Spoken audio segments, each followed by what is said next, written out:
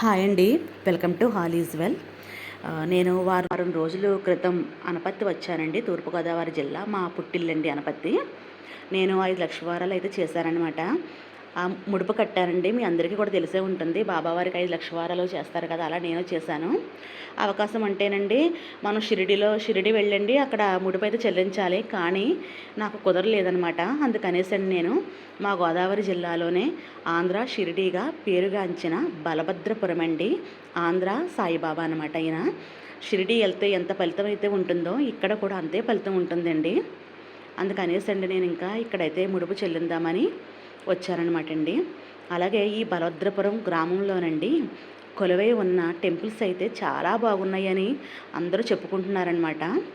మా పుట్టినిల్లు కదండి, నేను చూడకపోతే ఎలాగా అని చెప్పేసి అందుకు కొంచెం కూడానండి నేను పని కట్టుకుని అయితే అనపత్తి వచ్చాను. ముందుగా అయితే బాబా గారిని దర్శనం చేసుకుని ముడుపు చెల్లిందామని చెప్పేసండి. కింద ఏమోనండి కళ్యాణ మండపం అండి, పెళ్ళిళ్ళు అయితే జరుగుతాయి అన్నమాట. పైన అయితే బాబావారు ఉంటారు. ఇదిగోండి, మనం ఇలా మెట్ల మార్గం అంటూ వెళ్ళాలన్నమాట అండి. అలా రోడ్డు పక్కనే ఉంటుందండి.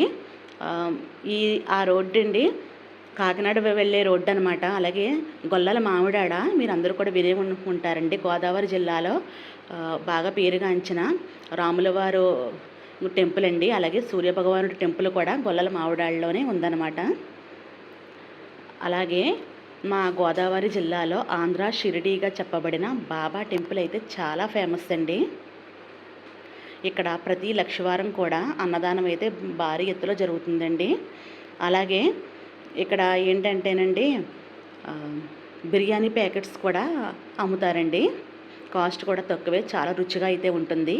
లోపల మీరు చూద్దరుగానండి. నేనైతే ఒక్కసారి అలా గుడిని చూసుకుంటూ దుని చుట్టూ అలా తిరిగండి బొట్టు పెట్టుకొని వెళ్ళామన్నమాట. మా అబ్బాయి వచ్చాడండి.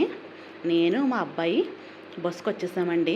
బస్సు ఇప్పుడు ఫ్రీయే కదా, వచ్చేసామన్నమాట. వచ్చండి, ముందుగా అయితే బాబాగారు, ఆ తర్వాత వెంకటేశ్వర స్వామి టెంపుల్ ఇవన్నీ కూడా ఉన్నాయండి. ఇవన్నీ కూడా మీకు తర్వాత వీడియోలు అయితే వస్తాయండి. ఇప్పుడైతే ఇదిగోండి, చాలా బాగుంటుందండి టెంపుల్ అయితేనండి.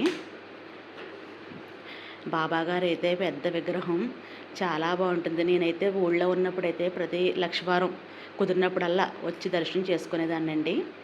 ఈరోజు బుధవారం కదండి నేను వెళ్ళిన రోజు, అందుకని అయితే జనం ఎవరో లేరు, చాలా ఖాళీగా ఉంది. గుడంతా ఒకసారి చూసేయండి, చూపిస్తాను, చాలా బాగుంటుంది.